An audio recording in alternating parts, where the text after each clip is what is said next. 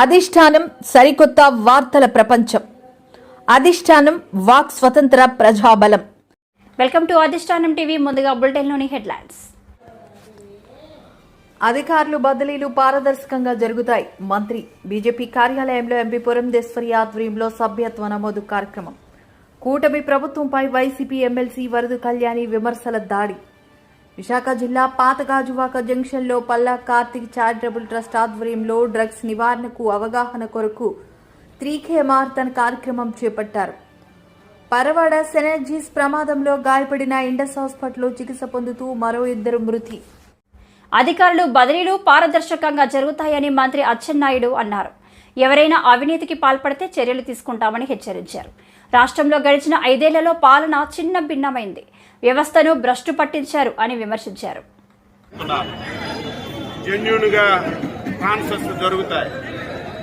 ఎవరైనా సరే చిన్న అటెండర్ నుంచి పెద్దవారి వరకు ట్రాన్స్ఫర్ల గురించి ఒక్క పైసా ఎవరికైనా సరే ఇచ్చినట్టుగా నాకు తెలిస్తే, ఎవరైనా తీసుకున్నట్టుగా తెలిస్తే తీసుకున్న వ్యక్తి మొక్కం చూడను. ఇచ్చిన వాడికి జెన్యూన్గా జరిగిన ట్రాన్స్ఫర్ కూడా జరగకుండా చేస్తాను. ఎందుకంటే ఇది చెప్పవలసిన అవసరం ఉంది. నేను చాలా సందర్భాల్లో చెప్పాను, అవసరం ఉంటే 10 మందికి అడుక్కొని కార్యక్రమాలు చేస్తాను తప్ప ఎక్కడ అవినీతి అనే మాట లేకుండా, ఎక్కడ కూడా ఏ ఒక్కరికి ఇబ్బంది లేకుండా మనస వాచ కర్మన పాలన చేయాలని ఒక అంకిత భావంతో పనిచేస్తున్న జిల్లా అధికారులందరికీ జిల్లా మంత్రిగా మాట్లాడుతున్నాను. జెన్యూన్గా న్యాయబద్ధంగా ట్రాన్స్ఫర్స్ అన్ని చేస్తాం. ఎవరు కూడా మీరు డబ్బులు ఇవ్వడం, ఎవరో మంత్రి పేరు చెప్తారు, లేకపోతే ఎమ్మెల్యే పేరు చెప్తారు, ఎమ్మెల్యే గారితోనూ మంత్రి గారితో చెప్పి నీకు ఫలాం దగ్గర ఏం చేస్తామని ఎవరికైనా డబ్బులు ఇచ్చినట్టు కానీ తీసుకున్నట్టు కానీ తెలిస్తే వారికి తప్పనిసరిగా పనిష్మెంట్గా చేస్తారు. అయితే ఎప్పుడు కూడా ప్రభుత్వాలు మారినా ఎటువంటి ఇబ్బందులు ఉండవు, కంటిన్యూస్గా కార్యక్రమాలు జరుగుతుంటాయి. కానీ దురదృష్టం ఏమిటంటే గత 5 సంవత్సరాలు రాష్ట్రాన్ని పరిపాలించినటువంటి ఒక వ్యక్తి రాష్ట్రాన్ని పూర్తిగా చిన్నాభిన్నం చేశాడు. వ్యవస్థలన్నింటినీ భ్రష్టు పెట్టించాడు. ఆర్థికంగా ఆంధ్రప్రదేశ్ రాష్ట్రాన్ని భూఘాతంలో కలిపేసినటువంటి పరిస్థితులు తీసుకొచ్చాడు.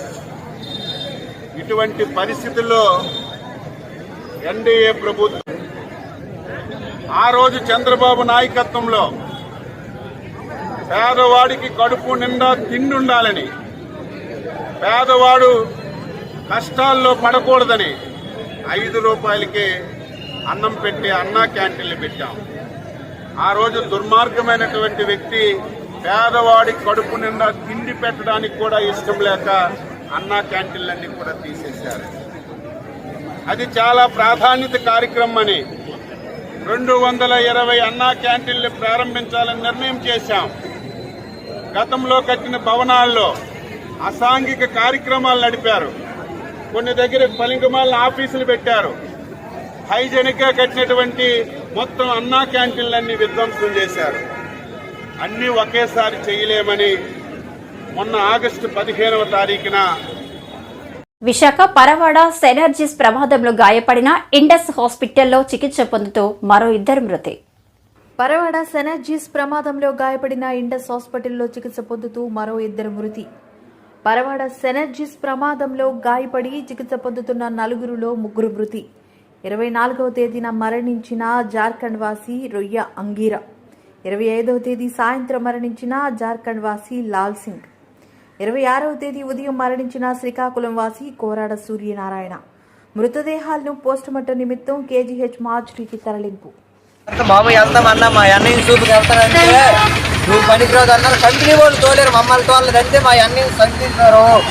మా అన్నయ్య చూడడానికి నీకు నాకు అవకాశం లేదా? కంపెనీ వాడు పెంచాడా మా అన్నయ్య? కంపెనీ వాళ్ళు తోలేరు రాత్రి 12 నాన్ వెళ్తానైతే మా అన్నయ్య చూపుకు తోలేదు. చచ్చిపోవాలని చెబుతాడు. మా అన్నయ్య చూపుకి మాకు అవకాశం లేదా? కంపెనీ వాడికి అవకాశమా? ఎంపీ వస్తే డబ్బుకే విలువ. మాకు విలువ లేదా? బతకడం కోసం వచ్చాము. వాళ్ళ పిల్లలకి ఏడు చెప్తాను. ఇప్పుడు మా వదిలికి తెలియదు, వాళ్ళ భార్యకి తెలియదు. హాస్పిటల్ ఆడపిల్లలు ఎలా బతుకుతారో మా అన్నయ్య మాకు ఇబ్బంది. కంపెనీ ఎంటే చంపించాడు మా అన్నయ్యనే. మా అన్నయ్యని మాకు ఇచ్చేయండి, మాకు తీసి మా అన్నయ్యని చంపించాడు.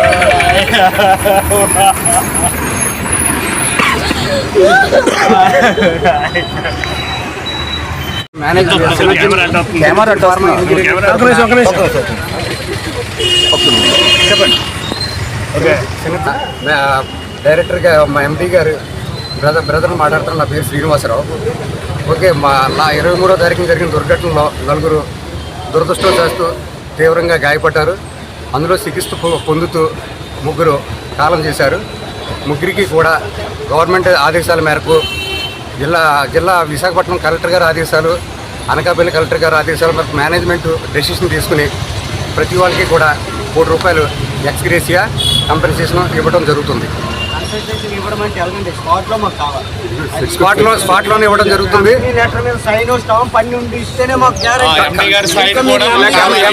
ఒక మాట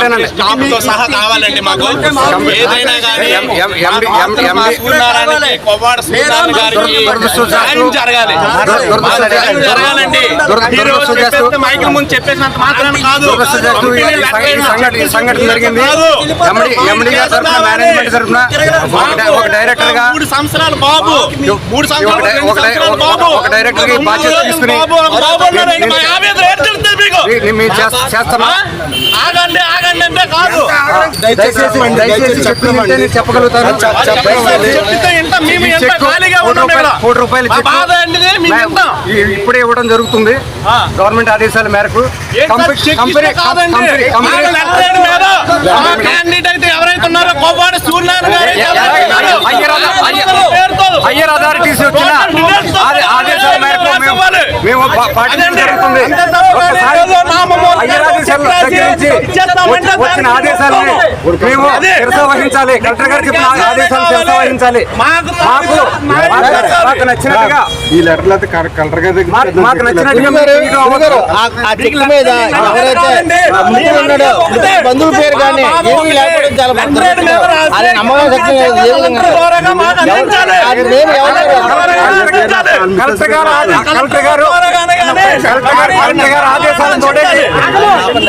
ఈ కార్యక్రమాలన్నీ కూడా కలెక్టర్ గారి ఆదేశాల మేరకు చేయబడుతున్నాయి. లేకపోతే కలెక్టర్ గారికి చెక్ అందజేస్తాం. కలెక్టర్ గారి దగ్గర నుంచి కలెక్టర్ గారు ఆదేశాలు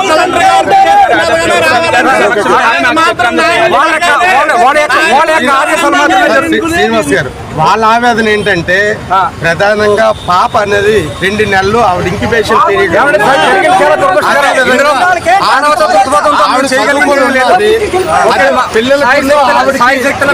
మా ప్రయత్నాలు మేము చేసాం.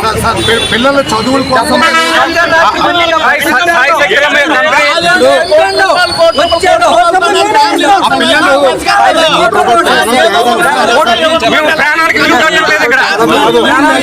బీజేపీ తెలుగు రాష్ట్రాల్లో పెద్ద ఎత్తున సభ్యత్వ నమోదు కార్యక్రమాన్ని చేపడుతున్న విషయం తెలిసిందే. రాజమండ్రి బీజేపీ కార్యాలయంలో ఎంపీ పురంధేశ్వరి ఆధ్వర్యంలో సభ్యత్వ నమోదు కార్యక్రమం జరిగింది. ఈ కార్యక్రమానికి అనపర్తి ఎమ్మెల్యే రామకృష్ణారెడ్డి, సోము వీర్రాజు హాజరయ్యారు. ఈ సందర్భంగా రాజమండ్రి బీజేపీ ఎంపీ పురంధేశ్వరి మాట్లాడుతూ, చైనాకు సంబంధించినటువంటి కమ్యూనిస్ట్ పార్టీ ప్రపంచంలోనే 9 కోట్ల మంది సభ్యులతోటి అతిపెద్ద పార్టీగా ఉంటే 2014లో భారతీయ జనతా పార్టీ 11 కోట్ల మందిని అంటే కొత్త సభ్యుల్ని నమోదు చేసి ప్రపంచంలోనే అతిపెద్ద పార్టీగా భారతీయ జనతా పార్టీ ఆవిర్భవించడం జరిగింది. ఆ తర్వాత 2019లో మళ్ళీ సభ్యత్వ నమోదు కార్యక్రమం చేపట్టాం. ఇందాక చెప్పినట్లుగా 6 సంవత్సరాలకు ఒకసారి సంపూర్ణమైనటువంటి రీషఫుల్ జరుగుతుంది. అయితే మధ్యలో 3 సంవత్సరాలకు ఒకసారి టాప్అప్ సభ్యత్వం ఏదైతే చేస్తామో దానికి సంబంధించి కూడా కార్యకర్తలు బాగా చురుగ్గా పాల్గొని మన ఆంధ్ర రాష్ట్రానికి వచ్చేటప్పటికి 2014వ సంవత్సరంలో 28 లక్షల పైచిలకు సభ్యుల్ని నమోదు చేయడం జరిగింది ఆంధ్ర రాష్ట్రానికి సంబంధించి. యావత్ భారతదేశంలో 11 కోట్లు. అయితే 2014వ సంవత్సరంలో మళ్ళీ ఈ సభ్యత్వాన్ని చేపట్టినటువంటి నేపథ్యంలో కార్యకర్తల యొక్క కృషి ఫలితం వలన అదనంగా 2.5 కోట్ల మంది అదనంగా చేర్చాలి అనేటువంటి లక్ష్యాన్ని నిర్దేశించుకుంటే జాతీయ స్థాయిలో కార్యకర్తల యొక్క కృషి ఫలితం వలన 7 కోట్ల మందిని అదనంగా చేర్చుకోవటం జరిగింది. అంటే యావత్ భారతదేశంలో ఇవాళ చూసినట్లయితే భారతీయ జనతా పార్టీకి ఉన్నటువంటి సభ్యుల సంఖ్య 18 కోట్ల మంది ఉన్నారు. అయితే ఆంధ్ర రాష్ట్రానికి సంబంధించి అప్పట్లో కరోనా వచ్చినా కూడా కార్యకర్తలు ప్రాణాలకి ఒడ్డి బయటకు వెళ్ళి ఆన్లైన్ కావచ్చు, నమో యాప్ కావచ్చు, మిస్డ్ కాల్ కావచ్చు, వీటన్నిటి మాధ్యమంగా చేసినటువంటి సందర్భంలో అదనంగా 8 లక్షల పైచిలకు సభ్యుల్ని అప్పట్లో నమోదు చేసుకోవడం జరిగింది. అంటే 2014, 2019 ఈ రెండు కనుక కలిపి చూసుకున్నట్లయితే దగ్గర ఇప్పుడు 38 లక్షల సభ్యులు భారతీయ జనతా పార్టీకి ఉన్నారు మెంబర్షిప్. అయితే ఇదంతా కూడా ప్రజలు భారతీయ జనతా పార్టీ 2019 సంవత్సరానికి వచ్చేటప్పటికి గడిచిన అంతకుముందు 5 సంవత్సరాల కాలం ఏ రకంగా భారతదేశానికి తన సేవలను అందించిందో, అదేవిధంగా ఆంధ్ర రాష్ట్రానికి సంపూర్ణమైనటువంటి సహకారాన్ని అందించినటువంటి సందర్భంలో ఎటువంటి అవినీతి మరక లేకుండా ప్రజాహిత పాలనని ప్రజలకు అందించినటువంటి సందర్భంలో ప్రజలు అనూహ్యంగా భారతీయ జనతా పార్టీని ఆశీర్వదించారు. ఆ ఫలితమే 3 పర్యాయాలు అధికారంలో కేంద్రంలో భారతీయ జనతా పార్టీ రావడం జరిగింది. 2014, 2019, మళ్ళీ తిరిగి 2024వ సంవత్సరం. మనం కనుక భారతీయ జనతా పార్టీ ప్రస్థానాన్ని చూసుకున్నట్లయితే 1980వ సంవత్సరంలో 2 పార్లమెంట్ సభ్యులతో ప్రారంభమైనటువంటి ప్రస్థానం ప్రతి సంవత్సరం కూడా సంఖ్య పెరుగుతూ ఈసారి ఎన్నికల్లో 240 మంది పార్లమెంట్ సభ్యుల్ని గెలిపించుకోవడం జరిగింది. అంతకుముందు 2019లో 303 పార్లమెంట్ సభ్యులు ఉన్నారు. అయితే ఈ ఎన్నికల్లో ప్రతిపక్ష కూటమి ఏదైతే ఉందో ఇండి కూటమి ఒక దుష్ప్రచారాన్ని ప్రజల్లోకి చాలా సమర్థవంతంగా తీసుకుని వెళ్ళారు. భారతీయ జనతా పార్టీ కనుక తిరిగి అధికారంలోకి వచ్చినట్లయితే సంపూర్ణంగా రాజ్యాంగాన్ని రద్దు చేస్తారని, అదేవిధంగా రిజర్వేషన్స్ని ఎత్తివేస్తారని, చర్చిలు మసీదుల్ని కూల్చివేస్తారని ఈ రకమైనటువంటి దుష్ప్రచారాన్ని ప్రజల్లోకి సమర్థవంతంగా తీసుకువెళ్ళినటువంటి సందర్భంలో ఒకంత సీట్లు తగ్గినటువంటి విషయాన్ని మీకు తెలియజేస్తున్నాను. అయితే భారతీయ జనతా పార్టీ రాజ్యాంగాన్ని మార్చే ప్రసక్తి లేదు. రాజ్యాంగానికి కట్టుబడి పనిచేసేటువంటి పార్టీ భారతీయ జనతా పార్టీ. అది మాత్రమే కాకుండా సబ్కే సాత్ సబ్కా వికాస్ అంటూ నినదించినటువంటి party Bharatiya Janata party. Bharatiya Janata party మూల సిద్ధాంతమే అంత్యోదయ. అంటే సమాజంలో ఉన్నటువంటి అన్ని వర్గాల వారికి సంక్షేమాన్ని అందిస్తూ అందరినీ కలుపుకుని ముందుకు వెళ్తూ భారతదేశ సమగ్రాభివృద్ధిని సాధించడం. కనుక ఏనాడు కూడా మసీదులు కూల్చాలని కానీ, చర్చిలు కూల్చాలని కానీ, రిజర్వేషన్లు ఎత్తివేయాలని కానీ ఎప్పుడూ కూడా భారతీయ జనతా పార్టీ ఆలోచించలేదు. ఆ దిశగా ఎప్పుడూ కూడా ఆలోచన చేపట్టలేదు. ఆలోచిస్తున్నారో దేశానికి ఏదైతే మంచి చేకూర్చుతుందో అటువంటి నిర్ణయాలకి భారతీయ జనతా పార్టీ కట్టుబడి ఉన్నది. ఉదాహరణకి 370 అధికరణ తొలగించాం. ఎందుకంటే జమ్మూ కాశ్మీర్ భారతదేశంలో అంతర్భాగంగా భావించి 1950వ సంవత్సరంలోనే చెప్పాం మేము దాన్ని రద్దు చేస్తామని. కూటమి ప్రభుత్వంపై వైసీపీ ఎమ్మెల్సీ వరదు కళ్యాణి విమర్శలు దాడి చేశారు. ఎసెన్షియా ప్రమాదంలో సహాయక చర్యలు తీసుకోవడంలో ప్రభుత్వం విఫలమైందని ఆమె ఆరోపించారు. అనిత గారికి నేను ఒకటే అడుగుతున్నాను, అమ్మ మీరు వాడుతున్న భాష, మీరు మాట్లాడుతున్న మాటలు ఈ సభ్య సమాజం వింటే ఏమనుకుంటుంది? రాష్ట్రంలో ఉన్న తల్లిదండ్రులు ఏంటి ఈవిడ ఎలాంటి భాష మాట్లాడుతున్నారు, మా పిల్లలు ఇది నేర్చుకుంటారేమో అని భయపడుతూ ఉన్నారు మీ భాష చూసి. అందరి వరకు ఎందుకు మీ పిల్లలు అడగరా అమ్మ ఏంటి ఎలాంటి భాష మాట్లాడుతున్నావు అనేసి? రేపొద్దున పిల్లలు అదే భాష మాట్లాడితే తప్పు అని మీరు చెప్పగలరా? చెప్తే అమ్మ నువ్వు మాట్లాడిన మాటలే కదా మేము మాట్లాడుతున్నామని అనరా?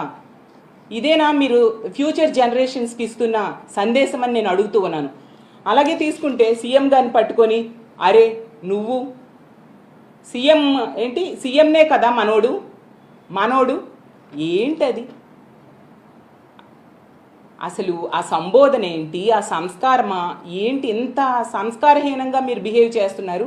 ఇది నిజంగా చాలా దురదృష్టకరం. ఒక మహిళ అయ్యుండి ఇలాంటి మాటలు మాట్లాడడం మహిళా లోకానికే సిగ్గు చేయడు. మీ ముందు హోమ్ మినిస్టర్గా ఎంతోమంది చేశారు, అలాగే రకరకాల మంత్రి పదవులు చాలామంది చేశారు, చీఫ్ మినిస్టర్స్ చేశారు, అలాగే ఎమ్మెల్యేలుగా ఎంపీలుగా చాలామంది ప్రజాప్రతినిధులుగా ఉన్నారు. కానీ ఎవ్వరూ కూడా ఎంత దారుణమైన భాష, ఎంత సంస్కారహీనంగా మాట్లాడిన సంఘటనలు మనం చూడలేదు. ఏదో ఇలాంటి మాట్లాడితే గొప్ప వస్తుంది అనుకుంటున్నారేమో కానీ మీ హోందాతనం మీరు కోల్పోతారు, ప్రజల దగ్గర మీరు చులకనైపోతారు అనే విషయం మీరు గుర్తించాల్సిందిగా తెలియజేస్తూ ఉన్నాను. అలాగే మీ అందరికి ఒక అనుమానం రావచ్చు, ఏంటి అనిత గారిని పాయకరావుపేట ఎమ్మెల్యే అంటూ ఉన్నారు అనేసి. ఎందుకు అంటూ ఉన్నానంటే ఆవిడ ప్రోటోకాల్ ప్రకారం హోమ్ మినిస్టర్ తప్ప హోమ్ మినిస్టర్గా బాధ్యతలు అస్సలు నెరవేర్చట్లేదు. హోమ్ మినిస్టర్గా విఫలమయ్యారు, ఒక అసమర్థ హోమ్ మినిస్టర్. ఆవిడ ఎంతసేపు కూడా జగనన్నను తిట్టడం కోసమే ఆ పదవి ఇచ్చినట్టుగా బిహేవ్ చేస్తున్నారు తప్ప తన బాధ్యతలు నెరవేర్చాలి అనే విషయం ఆవిడ ఏమాత్రం కూడా గుర్తెరగట్లేని పరిస్థితి మనం చూస్తూ ఉన్నాం.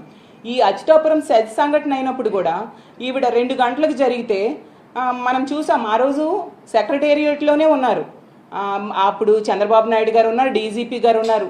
మరి వెంటనే ఎందుకు స్పందించలేదు ఈవిడ? 4 గంటలకి జగనన్నను తిట్టడానికి ప్రెస్ మీట్ పెట్టారు.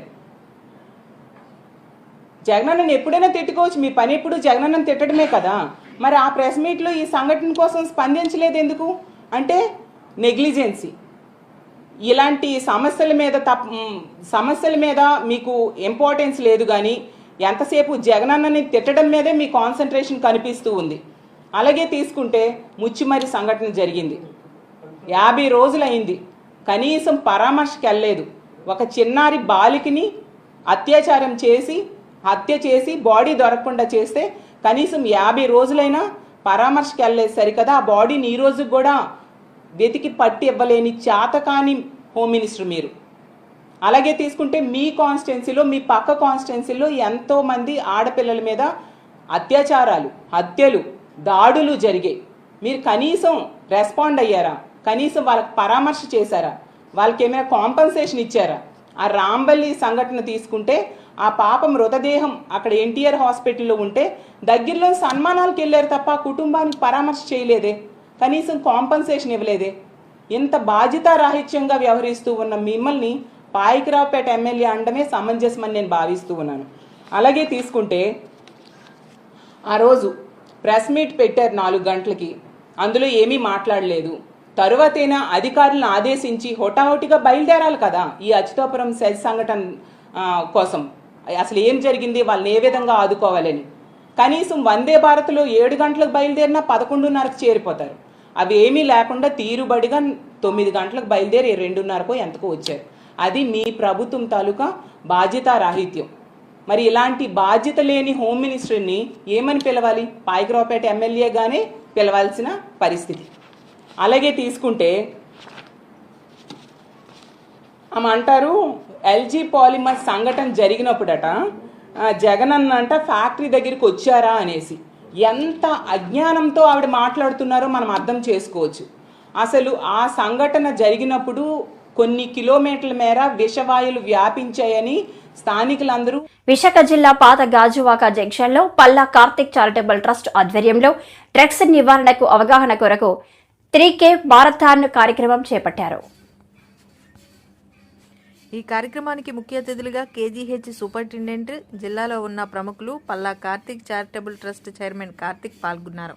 ఈ సందర్భంగా వారు మాట్లాడుతూ కలకత్తాలో జరిగిన ఘటన చాలా బాధాకరమని అన్నారు. స్కూల్ వయసు నుంచి డ్రగ్స్ పై అవగాహన కలిగి ఉండాలని, ప్రతి ఒక్క తల్లిదండ్రులు, ఉపాధ్యాయులు, విద్యార్థులకు డ్రగ్స్ పై అవగాహన కల్పించాలని అన్నారు. ఈ కార్యక్రమంలో వివిధ పాఠశాల, కాలేజీ విద్యార్థులు, పలు స్వచ్ఛంద సంఘాలు 3K మారథాన్లో పాల్గొన్నారు. అందరికీ నమస్కారం అండి. ఈ క్యాంపెయిన్ ముఖ్యంగా anti drug, say no to drug. ఇప్పుడు మనం ఒప్పుకున్న గవర్నమెంట్ అఫీషియల్ని మనం ప్రెజర్ పెడతాం.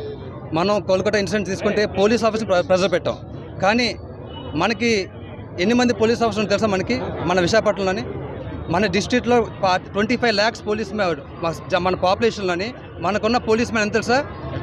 1000 members. మనకి ఎన్ని డిపార్ట్మెంట్స్ తెలుసు పోలీస్ మ్యాన్కి? Special enforcement bureau, directorate of revenue intelligence, తర్వాత ఎక్సైజ్ డిపార్ట్మెంట్, తర్వాత నార్కోటిక్స్ కంట్రోల్ బ్యూరో, తర్వాత కొత్తగా యాంటీ నార్కోటిక్ టాస్క్ ఫోర్స్ మనం అప్పుడు ఐజీ గారు రవికృష్ణ గారు హ్యాండిల్ చేస్తున్నారు.